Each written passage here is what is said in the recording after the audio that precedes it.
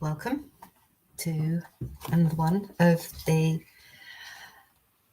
I want to say older, but they're not really that old, because this is one that Ness and I both got a hold of independently and both loved. So, Frigg, Beloved Queen of Asgard by Ryan McLean, came out in January of 2024.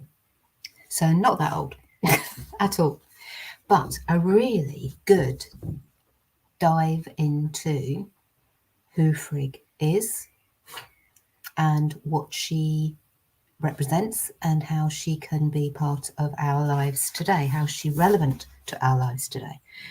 So there are 6 chapters. Starts off with Frigg in the early sources, in the Norse record, then to roles and the symbols that she has, deities that are associated with her. Then talks about her handmaidens, which I'll come to in a minute. And then the final chapter is acts of devotion to Frigg. So, who is Frigg? She is the Queen of Asgard. She's Odin's wife, and she is considered to be goddess of marriage, of children, but she's also linked to fate and cunning, because like Freya, she is believed to be a vulva, a practitioner of the Norse, I want to say Sia, but it's Seidr.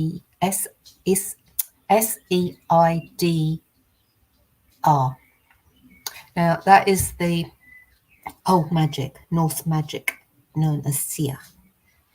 And I'm sure that's how you pronounce it, but I could be wrong. So if anybody knows, correct me.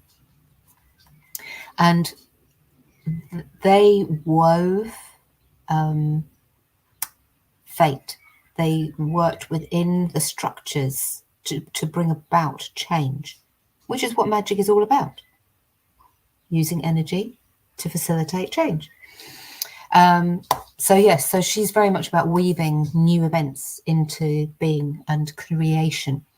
She's a goddess of hearth and of home, of healing, and of love and of peace. And as Queen of Asgard, she had 12 handmaidens, all of whom had their own distinct qualities. So although they were her handmaidens, they also had their own roles and their own correspondences within all of that. And the author covers that within this. He weaves the older ideas from the older literary sources and brings them together into the now, which I found really interesting. So, as I say, the handmaidens have got their own chapter. At the end of each chapter, the author then has what he calls his personal take, literally personal take, where he sums up. So he's given you the information that's available in each of the chapters, and then at the end he puts in his spin on it, his idea on it. But it's not dictatorial in any way. The final chapter is where he brings all of that together, acts of devotion to Frigg. And he talks about altars, he talks about offerings, and he talks about prayers. He feels that it's an important aspect of honouring the gods, and does say, yes, Norse pagans of the past did pray. So he offers a few basic prayers of his own as examples, none of which are very long. I think the longest one here has got 2, 4, 6, 8, 10, 12, 14 lines to it, which is, you can hear that, that's Bazzy having a drink. I apologise. But yes, so he gives you a few ideas of prayers. He talks about holy days that are connected, or he feels are connected to Frigg. And at the end of this one, he says he's got a personal take on this one. So he does start by saying this whole chapter is really a personal take, in a manner of speaking. So he doesn't have much to add. But what his hope is that the idea is to stimulate you to build your own relationship with her, because she is relevant. today, not just from the past. And obviously, I am going to talk about the bibliography because I was really, really impressed. So he calls it the references, which they are, because he talks, each of these are in the book as well. So he doesn't call it a bibliography, he says references, which is what are in here.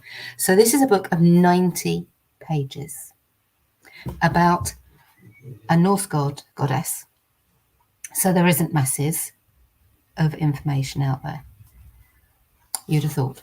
However, he has managed to put together 2 and a bit pages worth of references, right the way through from, I think, yep, he has. He's got Jacob Grimm in here. I thought I saw a reference to him earlier on in when I was reading this through. So yes, so there are literally he has pulled together so many sources in here. It really is absolutely brilliant. So you've got the sagas, you've got the